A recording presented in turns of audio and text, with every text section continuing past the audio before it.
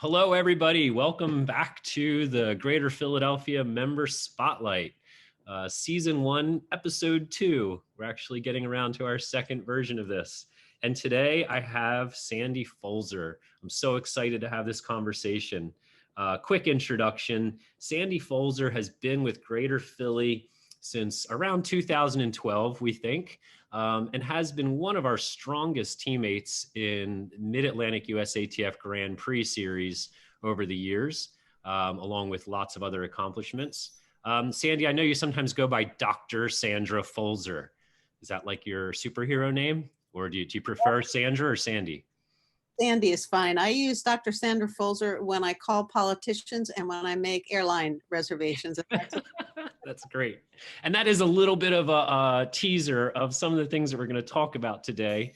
Sandy, most of you know of Sandy if you're a club member through her running, of course, but there's a lot more to her life and story, obviously. And that's kind of what the purpose of these member spotlights is about, to get to know each other and specific members a little bit more. So a little bit more of an intro about Sandy. Some of her biggest accomplishments have included a world #1 5K that she ran in 2017 and a world #1 indoor mile in 2013.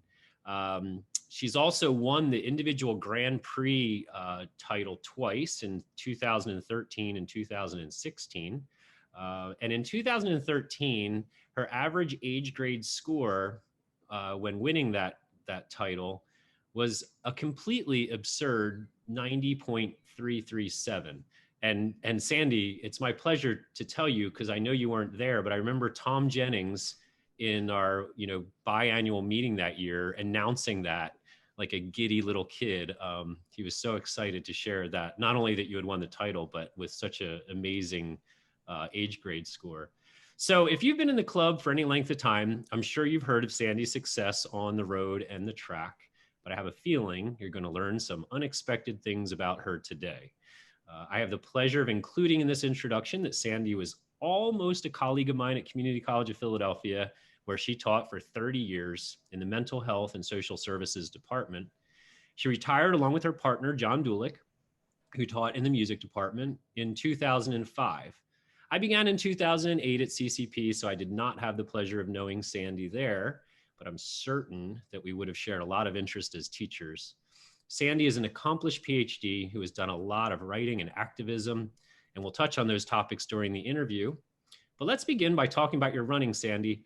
Rather than rattle off a list of your accomplishments, let's go through some together. And please stop me and share your thoughts or memories of any of these key moments. So when I started doing some research, the first things that jumped out at me searching the World Masters rankings was in 2013, you ran a world #1 indoor 1 mile at Landover, Maryland. Do you remember the time that you ran?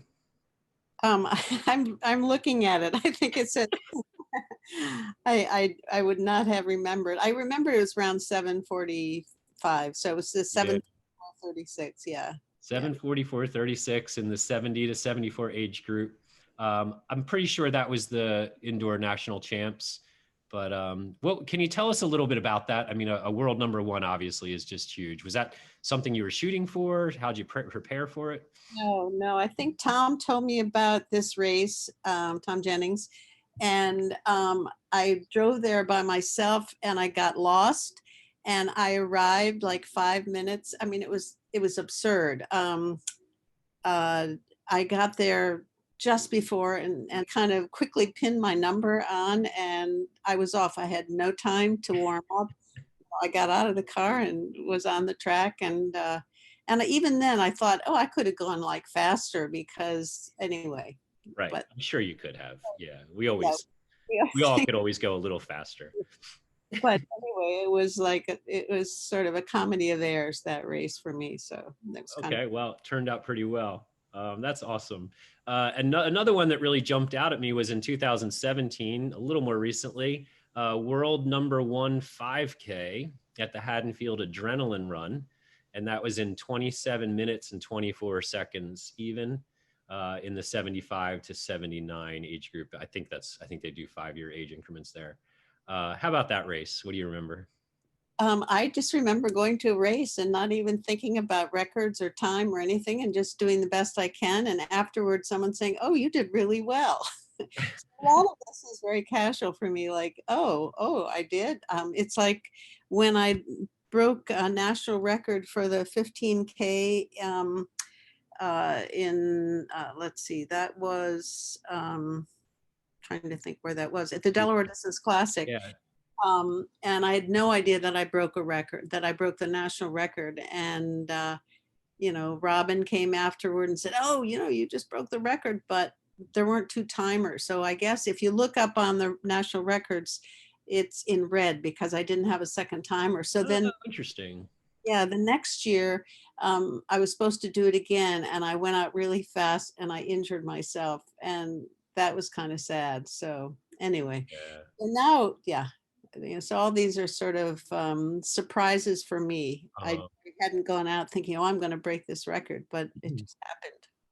so the one thing that, it's interesting, and I really, I maybe I'm off, but what I'm picking up on is that, your motivation isn't necessarily, see this potential, record that you think you could break, and you prepare for that and you head out. Like you're saying, for the Delaware Classic, it was like, now it was on your mind, so you went back and tried to do that again the next year. It almost sounds like you're one of those maddening talented athletes that just goes out and runs and breaks records and finds Well, out afterwards. I think I'm lucky. Like, I remember the first race I did was the Philly Marathon, and I'd never done a marathon before. And I talked to somebody, and they said, "Oh, you just have to run around the East and West River Drive twice. If you can do Right. that, you can do a marathon." And so I did. And I think I sent you the picture. I did it in 3:45. Uh-huh. And, it was like, "Oh, this isn't so bad." I would love to be able to do that again. Yeah, actually, as long as you mention that, I think I can bring this up as a virtual background. Right. Um, so yeah, is that can you see that? Yeah, that's me. Oh, and you can see I wasn't in pain. I was just like, "Oh, okay, we can do this." Yeah, I had no idea that was running a marathon. It looked, Yeah. maybe a 5K, that you were like helping pace this friend who was running his first 5K. I That's don't that's see that's more what your expression looks like. I know. I'm lucky. But I mean, I must say, people accuse me, actually, my ex-husband accuses me of being competitive, and I can be, definitely, when I'm in a race. And now, given I've been looking at the records, and Gene Dykes has been very helpful, and he says, "Oh, you can break all these records."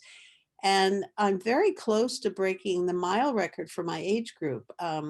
It's like, I think the record is 8:35, and just running recently, I did like an 8:46 or something like that. Wow.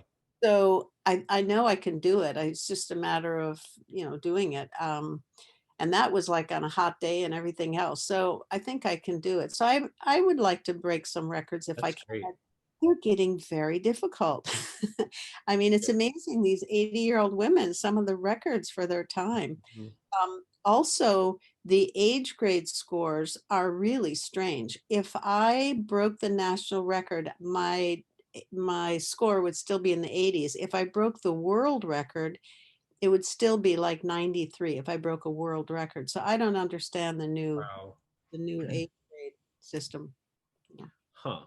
So what's your take over the last few years? Do you think that has the competition increased? I mean, I think we often in masters running, we refer to like there's a war of attrition part to it. And, we all of us break down at different points. But is it maybe becoming more popular? And so you're seeing more people in that age group that are performing well? Well, I think when I talk about people in my age group, I'm talking about nationally, people I'm not Yeah. usually in races with. Um, but when I look at the records, I'm always impressed with how some of them are so fast. Yeah. So anyway, so I don't get to see much competition in the races I usually do.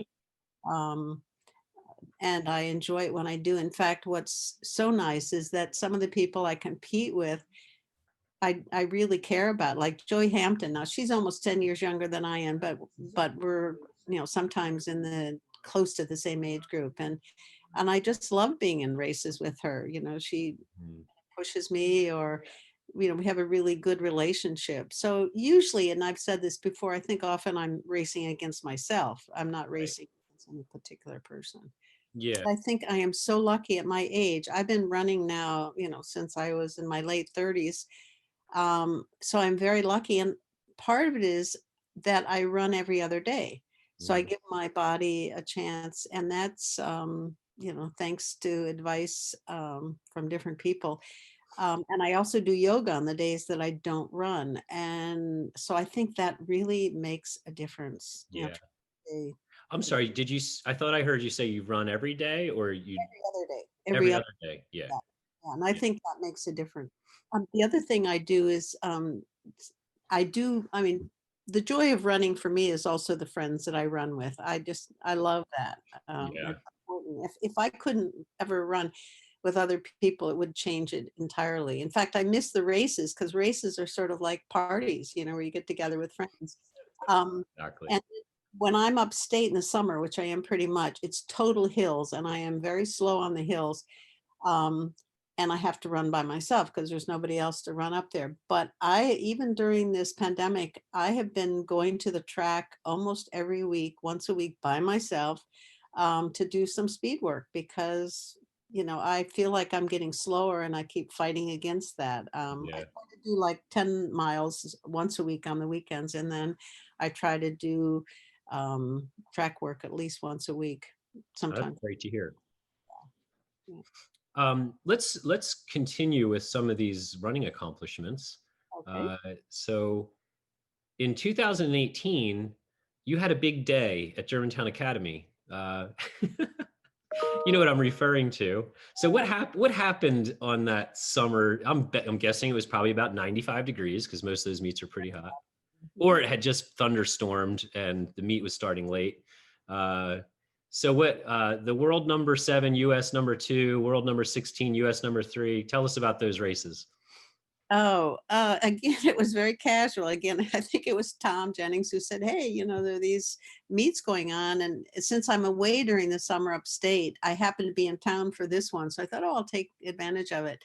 Um, so I don't think I had any expectations. I was happy with what I did. But I was surprised I did as well as I did. But it's hard as you get older. As I get older, I keep comparing to what I know I can do. Like sometimes when I'm running, I'm surprised that somebody passes me like, hey, they shouldn't, I should be able to pass them. Right. And then I remember my legs just don't move as quickly as they used to. So Yeah. sometimes it's a surprise when it happens, but it was a nice meet and it was hot. I do Yeah. remember. Yeah. I have great memories of some good days at that track. Mhm. So just to be for everyone that's listening, what we're talking about was the US number 2, 1500 meters in 746.72. And then I always forget what the order is. I think then it would have been the 8 following that in a number 3 time in 3:58:51. So probably had about an hour between races, I would guess. But pretty significant to do to do the double like that. I'm not even sure it was an hour in between. It wasn't a whole lot of time. I do remember. Yeah. Yeah. So then I think in a way, like as far as we obviously are all training and competing in a lot of ways individually, but we do have, significant team competitions that we engage in. And in that regard, I think, perhaps the most significant contributions you've actually made to the club are those Grand Prix titles that we already mentioned. And again, that 90.337 age grade score in 2013. Can you tell us a little bit about that? I mean, were those, did you go into that series with the intention of hitting all of the races and ranking high, or is it more, depending on how your schedule allows? I think people approach the series a little, some a little differently. I tried to do every race that I can. I think if I'm out of town or something, I think I've missed a couple, but I try to do as many races as I can. And, it is an advantage being older. You get a higher score. There's no doubt about that. And I should knock on wood. that I'm as healthy as I am. So I think I do go in thinking, yeah, I'm going to do as many races as I can, and why not? Yeah. And do the best I can at each race.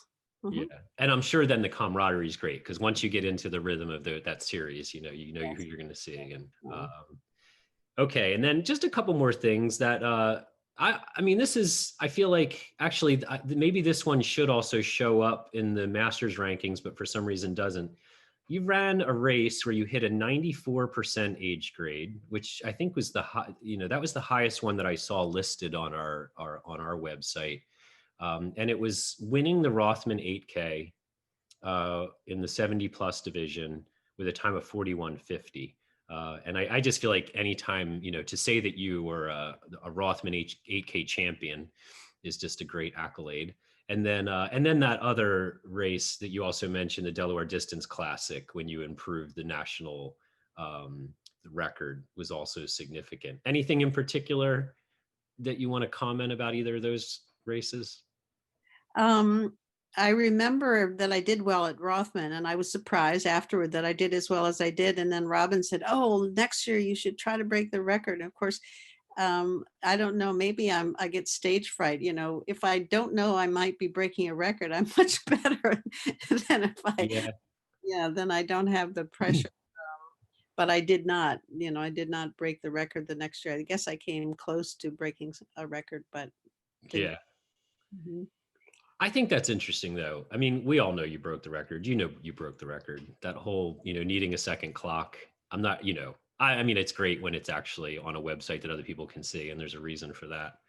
I was able to find what looks like it might have been your first competition in a Greater Philly singlet, if Chuck was able to get you one in time, the 2012 Frostbite 5 miler. Do you think that was your first race with the club?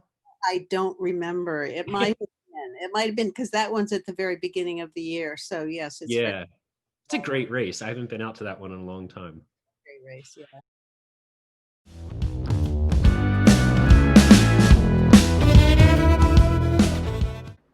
You're listening to the Greater Philadelphia Track Club Member Spotlight with the amazing Sandy Folzer.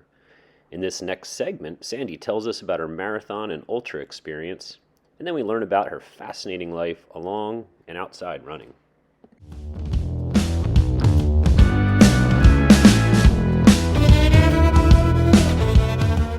You did mention that you've completed a few marathons and ultra marathons. Right. Yes, I can say something about that.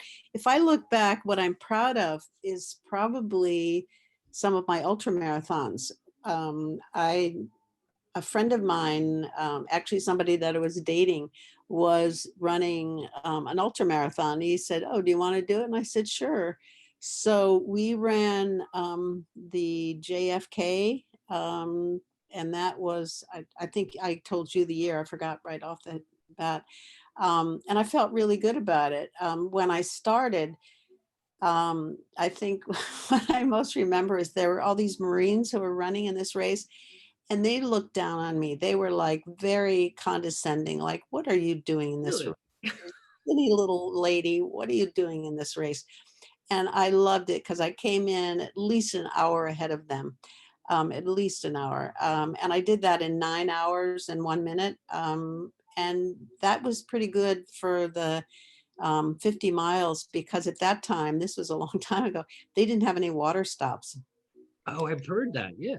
So I had to go find water. I had to go find a pump and pump water. And that was all part of my time.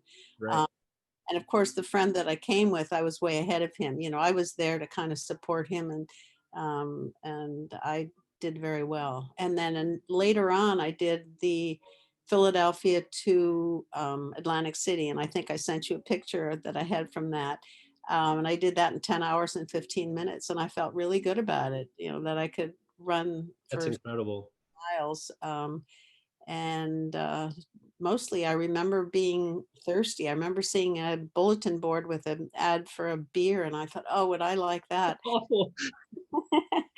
And outside of that, and at those days when I was running like my first marathon, I think I told you I had old Adidas shoes. I mean, they were really old, And you can see from this picture, I just had a regular t-shirt and regular shorts on. And when I run the ultra marathons again, I was just wearing old shoes. They didn't have goo. They didn't, I'd have to just go find my water. Right. So it was very crude in some ways. But Yeah, and it makes sense that they've added, the support, but there's still something kind of romantic about hearing about the 50 miler trying to find your own water. yeah, I don't know. Kind of seems to be in the spirit of how what the race was originally about. right. Yeah. Um, so, and did you specifically train for those distances, or was it more just kind of what you were doing already? Well, I was supporting this friend who wanted to do an ultramarathon. And so every Thursday we would run at least 20 miles sometimes. And I think closer to the time, I think we ran 30 miles a couple times. So yes, Yeah. I was training. And then I used to run my birthday.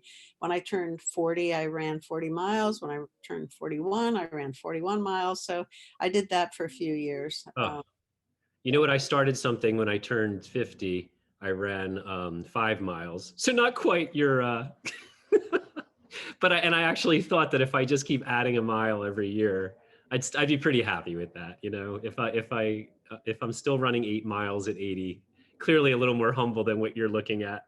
Um, but yeah, so it's good to have those things. So can you tell me, what's the most unusual experience you've had Thank you for asking. 'Cause running? Yeah. stands out for me. I've lived in Africa, but I also have traveled in Africa. And I was traveling in Kenya with a friend of mine because her husband was working there. So she and I were taking off doing things. And I wanted to go running, but we were in the middle of the country, and we were staying where the native Maori um, were Yeah. watching out and guarding and all that. So I asked them if I could go running around this field, and they said yes. So I had to have guards around the field. There were a couple of guards with spears so that if a lion or something came along, that they would protect me. So that was probably the most exciting Wow.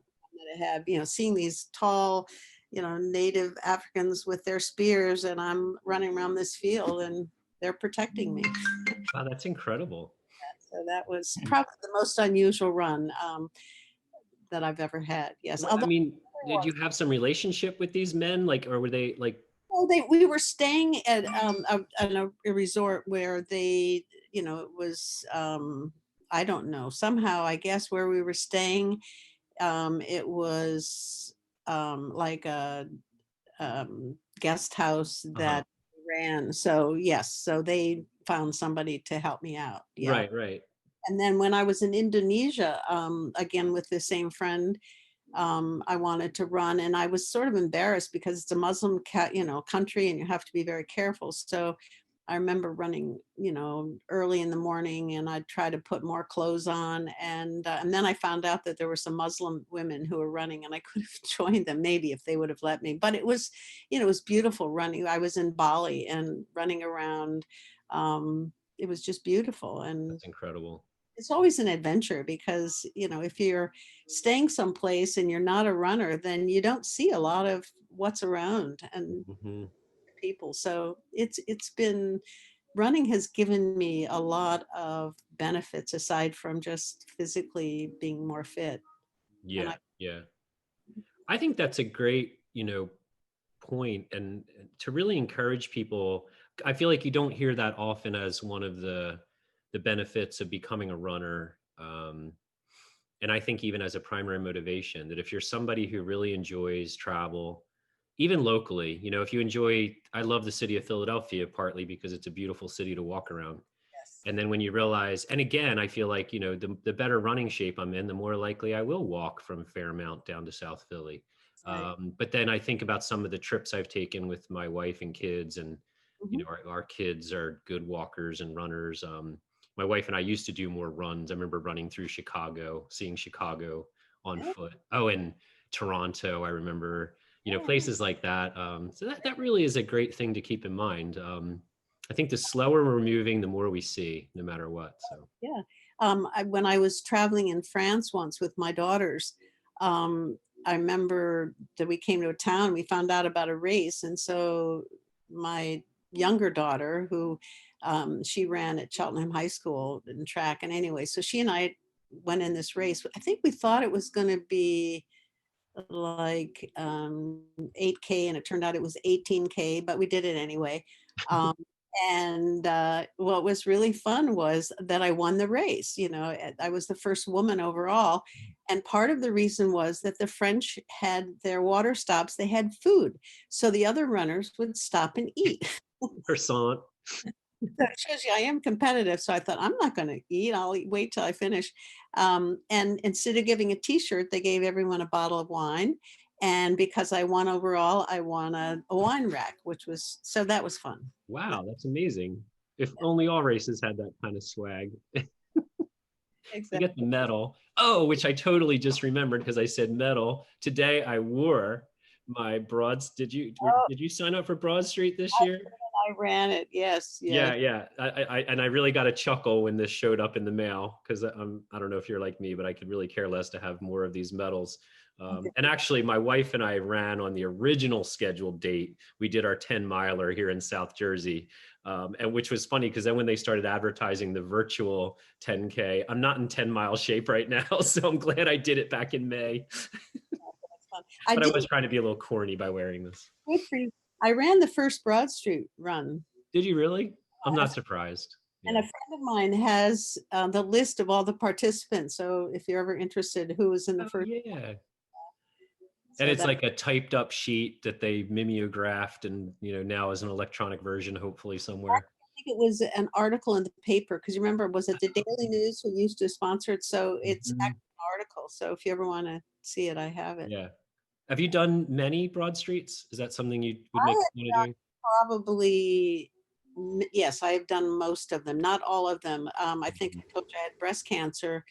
And so I used to do the Race for the Cure. And I think I told you I won that 10 years in a row as a survivor. So I missed some, but running 10 miles is different when you're on chemo than running 5K. So I missed a few years. I think, I wasn't trying to get every year, but I've done most of them. Yeah. My wife has done it. I think this would have been her 15th year in a row. Oh. And I have one of my favorite photographs ever is me running next to her when she was 8 months pregnant with our daughter. And we got so much awesome attention during the entire race that year. Oh, that's great. So, yeah, it is I love it as a Philly tradition. And I know a lot of people get frustrated because it's too many people sometimes to really hit, a time goal or whatever, but you just push up. So actually when you were talking about your unusual running experiences, that's a good segue into the next thing that I would really like to talk to you about. And so what I have in my notes here is that at this point in the interview, we're going to shift to a completely different person. And this is where we meet Dr. Sandra Maria Folzer, PhD, or, I'm messing that up. But anyway, so Dr. Folzer here has her BA from the University of Chicago in English literature. Oh, and I love the background change was perfect for that. We're now in the bucolic countryside as we think about learning about English literature at the University of Chicago. And then earned her master's and PhD at Temple University for educational psychology, and then did some postdoctoral work at University of Pennsylvania at the Center for Cognitive Therapy. Sandy also taught secondary school, I'm assuming shortly after graduating, in Ghana, West Africa from 1961 to 63. She had her oldest daughter there with the help of a midwife, which I'm sure was exciting. And then one of the things that Sandy has told me about is leading workshops in both Mexico and South Africa. So I'm just going to pause there because, I know, Sandy, you had a really interesting experience in South Africa. So just tell us about that, please. Okay, sure. By the way, the background is a view from my place where I am upstate. And that's oh, beautiful. Upstate, so that's the view. Yeah, it was very exciting. I think it was 1970. My ex-husband, who was a professor at Temple, he and I were invited to go to South Africa to work with some interdenominational groups there. and we were going to be working with blacks and whites, and this is during apartheid. So we weren't, the government would never have let us in if we said, if we told them the truth. So we both applied to present at the South African Psychological Association. And so anyway, we both applied to present at the Psychological Association. And so that's why the government thought we were in the country. And then we led workshops. So we were in South Africa and we both presented at the South African Association. And then we started doing workshops. We did a workshop in Johannesburg, in Durban, and in Cape Town. And one was on human development, but one was on conflict resolution between blacks and whites. And one was more on organization development. And again, it was during apartheid, and we stayed with a family, which was great because we had our 3 kids there, and they had a wonderful time in South Africa. But sometimes it was kind of strange because we knew we were being followed at times. You know, the government would follow us, figuring out, I guess, what we were doing. And so we knew we were being followed because sometimes we would drive around in a circle and they would follow us around. So you knew that they were, in fact, following us. But it was a very good experience. It was a very good experience. And I felt like we made a difference. At that time, I don't know how much running. I guess I just went running, in the countryside close by. I couldn't run too far. I wasn't a serious runner at that point. Yeah, that's amazing. I mean, what kind of, I mean, you kind of explained this, but like how much risk were you taking, or how worried were you that you would be detected? Well, I think being US citizen, the risk was less for us, but the family that we stayed with, the woman was actually from Switzerland and her partner was South African. And right after we left, I think somebody had sent them some LSD or something, or else it was planted, and she was thrown out of the country. And I think they were in jail briefly, but not real long. So yes, it was definitely a risk. Yeah, Yeah, yeah. that's Um, incredible. Experience. I've been in jail only one night in a protest in Philly against fracking. So Oh, good for you. Kind of recently? this was probably about 5 years ago. But yeah, I mean, I guess that's with fracking. Yeah, it wasn't. Yeah. Um, but as you see from the picture, I live in the country and I have 100 acres there, which I bought in 1969 for a song. I mean, I bought it for $24,000. Oh, that's amazing. And I have 100 acres. And of course, with fracking, everybody wanted to get me to sign, release, and I didn't. I could have made $500,000 if I did. But I've been opposed. And so I've been like talking about fracking for a long time, introducing people to the subject, and that's why, I was protesting when I spent a night in jail. But actually it wasn't even a whole night, it was just a number of hours. But nowadays, people know about fracking, but in those days they didn't. How about Mexico? Is that what were you doing there? Mexico, my ex-husband was on sabbatical, and so we were just doing some group work there. We did it in Chapala where we were living, and again our children were there. We didn't do any political work there. It was just teaching people about groups, and we were there on 2 different occasions, but it was a good experience and it was great for the kids. Like my middle daughter, went to school there, and so she in kindergarten, and so she started speaking Spanish, and later on she studied again, so she's fluent in Spanish. So it was a good experience as a family to be in a different culture. I think I've been very lucky because I've lived in Africa. As I said, my oldest daughter was born in Ghana, West Africa, when I was straight out of, when I graduated from the University of Chicago. I wanted to travel.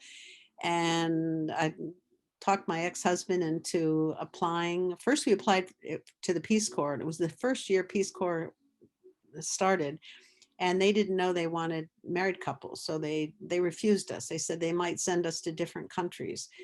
Later, they changed their mind dramatically, finding that people needed support systems. Mm-hmm. We went with the African American Institute, and so we were there for 2 years. And that was a very good experience. You know, we lived in Acropong, Aquapim, on this mountain ridge an hour out of Accra. And as I said, my daughter was born by a midwife. And because the doctor who was there, he wasn't allowed to help with births because he had made too many mistakes. And one mistake he made with my baby was that, she had some diarrhea, which is common with a newborn. Right. He gave me this huge bottle of pink medicine. He said, I want you to give this a couple times a day. I gave it to her once. I thought, I don't trust. So I tore off the label underneath. It was penicillin. It turns out she's deathly allergic. Oh, wow. And so, of course, I got rid of it and, Yeah. didn't talk to the doctor again. Now, it's one thing to have a child there. Obviously, that's more kind of unavoidable. Well, I guess you could have flown home, but whatever. But I'm sure that was a little scary to be going through that. Well, I used natural childbirth. I read all the books, and so luckily there were no complications. Yeah. Mhm.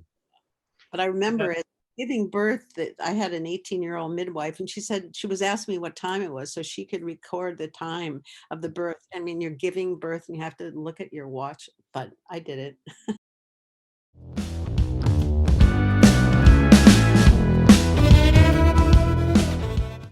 Thanks for listening to the Member Spotlight with Sandy Folzer.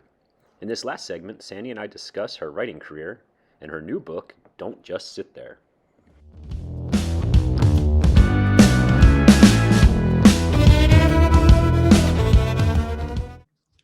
Okay, so your writing and presenting has covered a fairly wide range of topics with a clear focus on social issues. From your work on psychological bias in Johannesburg to domestic violence, psychotherapy and brain injury, career development, and most recently, a wonderful little book about exercising that you could not have planned better to coincide with a global pandemic. Looking back, what do you see now as the most important subject you've explored? Because it really is I don't even know if I kind of conveyed that, but pretty wide variety of topics that you've covered. And how have you seen that subject play out more recently? Um, well, my undergraduate was in English literature at the University of Chicago. And so writing is something I always am involved with. Um, and I'll say something about the book, but before, I think in terms of making social and political change, I believe that my biggest contribution is through writing. So I spend a lot of time writing letters to the editor, and I do it upstate because they publish them. It's harder to get published in Philadelphia or the New York Hmm. Times. And then what I've done is I found a lot of little newspapers around the state. So I sometimes will send letters to the editor to other places. Um, I also write an article once a month I belong to Weaver's Way Co-op, and they have a newspaper called The Shuttle. And so every month I write an article on the environment. And what's really nice is I get a lot of compliments on the articles I write. Recently, I wrote one, environmental racism. And then I wrote the last one after that was on indigenous farming and how much we can learn from the past. So I'm very involved with both the environment and racial issues as well. My middle daughter adopted a daughter who's named after me, my middle name Maria, and she's African American, and so that's even thrust me to work harder. I mean, ever since I've been in Africa and South Africa, but it also brings it home for me that I want to protect my granddaughter in this terrible environment that we're in right now. Yeah. Yeah, it's a difficult time. And it's just great to know that you're continuing to I mean, not yeah. So having your granddaughter and just in the day to day and thinking about it, but then being so proactive, and I think that's a great idea and might be inspiring to other people to hear that. You know, to find the publications where you can get things published. You know, and being creative in that regard, it really makes sense because it's just. I think the point is just to get it out there somehow, and then once it's out there, anyone can have access to it. I do like writing. I haven't been writing fun writing for a while, mostly in political stuff, environmental stuff, you know, because it just seems like we're in such a crisis right now. I don't have the luxury to do, you know, just fun writing. Although I must say, the book that you mentioned that I published, self-published recently, Don't Just Sit There. That was in my mind for a while. That one is, the thought came to me like people are sitting and watching television, they're sitting at work, they're sitting on planes. This was all pre-virus. And it's not good for them. And so I started doing research and found out just how bad it is to sit. And this was in my mind for a while, and I started writing it slowly. And now I'm thinking I should revise it and put, you know, somehow put Zoom in the title, like, you know, what to do when you're spending half your time Yeah. Zoom or something. Um, and it is, I tend to write, I don't, I don't like a lot of extra words, so it is very concise, as you said. Yeah, it really is. Yeah, Um, so we'll switch right into that. Sandy sent me a copy of the book too, luckily, and because it's a joy. This is the title of the book is "Don't Just Sit There: Steps to Stay Healthy Even When Seated." So when I first got this book in the mail, I was like, "Oh, interesting." So you have a lot of like very serious academic things that you've written, and you know, clearly we've talked about your activism and all that, and I was like, "This seems kind of light." You know, and then I got into it, and I say it's genius because it is. It's so succinct, and I think you just nail it. It's a pleasure to read. It's really fun. The introduction starts off. You're holding this book, so I assume you're sitting down. Yeah. Don't. What I mean is, don't sit for too long, whether you're at a computer, watching TV, or traveling. When you sit too long, your brain cells may shrink, your bones may weaken, and your muscles may turn to mush. And then, of course, Sandy says, "I'm exaggerating, but bad things do happen." And yeah, we're all probably realizing this. So this is why we're kind of laughing about it, saying that the timing, you didn't know that the pandemic was coming. Maybe, I don't know, maybe you had secret information, but I don't think so. So yeah, I guess let's dig into that a little bit more. You did already kind of preview this, but what was the motivation? What are your thoughts on it? well, I guess because I have traveled a fair amount by plane and sitting, and I don't know what started it, but I realized, wait a minute, people sit too long. And when I started doing research, and now there's more, you know, I started doing research years ago about it, and you hear more about it now, but it is amazing. Like in the book, I have one chapter, you know, they said required reading, because people don't realize the damage that happens when they sit too long. Mhm. In fact, I'm going to show you something here. Just In say you're going to stand up. I'm going to stand up too. the study here, well, I've got everything organized, but I have, I don't know, can you see this? Yes. Okay. Um, I had the idea that what I really should do is set a timer, and I Yeah. could do it on my computer just as well, so that every 30 minutes I have to move. Um, Mhm. if I'm watching something, you know, a movie or something, even if I'm sitting still, I'll try moving my legs around. I'll get up if I can. Mhm. um, People do not realize how much damage it isn't, and it's almost everything. Like people, your risk for diabetes goes up, your heart changes, your muscles, it's not just your muscles, but your whole system starts to break down, because we were not made to sit for very long. And you know, we have to take our sitting seriously, and it's very difficult. It's very difficult when you're sitting watching a movie. um, or you're working on your computer. Like, my daughter who works at the University of Pennsylvania, my oldest daughter, and she's got to be at a computer all day long, and it's very hard. So there've got to be creative ways that people can get up, move around while they're working on their computer. Or Yeah. um, and originally, I was thinking about traveling, but obviously there's not much plane travel right now, so Right. it's not an issue. So um, one of the chapters I talk about inhibitions, because if you're on a plane and you want to move around, or if you're in office, it's very different, because there you have to have an excuse if you're going to just move or stretch your legs. So that's why I included that in the book. Since most of us are working from home now, that's probably less important. We don't have to worry about our inhibitions. Yeah. Right. Yeah. I think people tend to, I think you have to not be afraid of exercising or doing what you think is you need to do. Like if I'm in a grocery list line at the grocery store, I'll exercise, I'll stretch, I'll touch my toes, I'll do Mhm. things which may look weird, but hey, it's my body and my life. So I have a feeling, I mean, yeah, there's always going to be those people that yeah. whatever, but I would bet that you're probably modeling more often than you're making people think it looks, that I would think that would stick with somebody, and they might be a little more likely to try that on their own at some point. I think so, Um, but in my head, I'm thinking, oh, I'm breaking a norm here. oh People. yeah, definitely.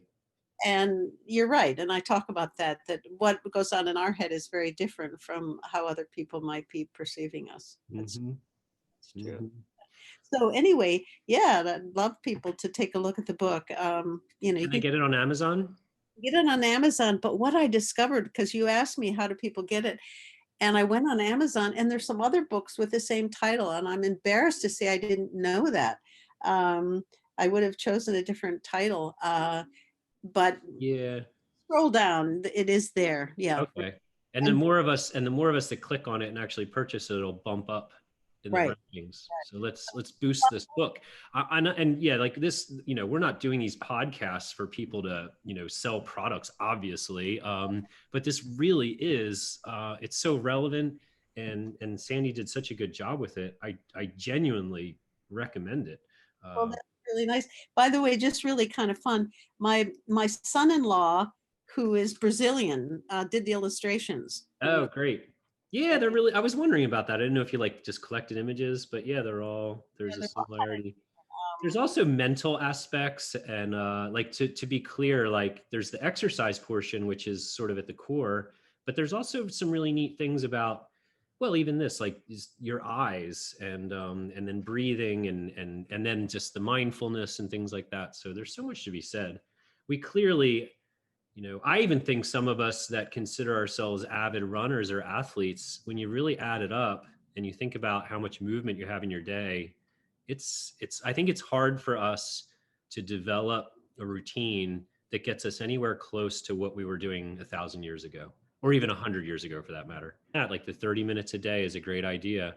That would significantly boost. I would bet that if you're just a casual person who takes your health seriously, and you make a point of getting up and moving every 30 minutes, you're probably at least doing as much and probably more than someone who's proud that they go to the gym for an hour every day. absolutely. Right. So that notion of like a gym for an hour or two, maybe most people are there for, that's still not really, if you're sitting the rest of the day, that's not really enough. So, and I did count, there are 8 pages of references at the back of this nice little tiny guide. And so that, I love that as a professor, and you've done your job as a professor and academic to really provide the sources of the information, and to give us a chance to even do some more of our own, Thank you. exploring. I just will say one other thing is that runners and other athletes don't realize, if you, no matter how effectively you exercise, you've gone and done your sprints, you've done your long run, but then you sit for many hours, you undo the good that you've, prepared your body for, because sitting will, tear down the body, if you're sitting for too long a time. Obviously, you know, we all sit from time to time. We eat sitting down. We do all kinds of things. But when you sit for hours on end, it undoes a lot of the good that we do. So as runners, we need to keep that in mind. Yeah. Yeah. So I knew this was going to be a wonderful conversation. I actually have that in my pre-written notes. This has been a wonderful conversation because I knew it would be. So glad to finally meet you. I really hope that everyone out there has enjoyed learning more about our teammate Sandy as much as I have. So in the years that I've been a part of this club, I've found that everybody has a story. And getting to know all of you has really been just as important as the training and the competition. And that's really what keeps me involved in the club today. So if anyone out there, if you're still listening to us, if you'd like to suggest someone for an upcoming member spotlight, please drop me a line. Because as we move forward, I have some more ideas of people that I'm going to ask to interview, but I could really use help on that end as well, because I don't know everybody. And Sandy, actually, Tom Jennings was maybe a couple of people mentioned you, but Tom really was just like, I think that was his first response when I said, who should I interview next? And he's like, it's got to be Sandy. So thank you so much for agreeing to do this and taking time out of your incredibly busy day with all the things you have to do. So that we have races again soon so we can see one another. Exactly. Yeah. I miss it. Yes. Yeah, hopefully. And I mean, and actually on that note, like one of the things that Brock and I had talked about is the virtual races. Yeah, whatever, they're only going to get us so far, but I really like the idea of how he's organizing some group projects around that, where, people are showing up at a track and then participating in a virtual race. And then that allows you to sort of do it in the way that you think is safe as far as numbers and distance. And I hate to say it, but I think we're going to have to continue to be a little creative for a little while longer. So anyway, Sandy, thank you so much. We all really appreciate this. Yeah, good luck with your running. Thank you very much. You too. Thank you. Okay. And stay uninjured. Okay. Thank you. All right. Bye.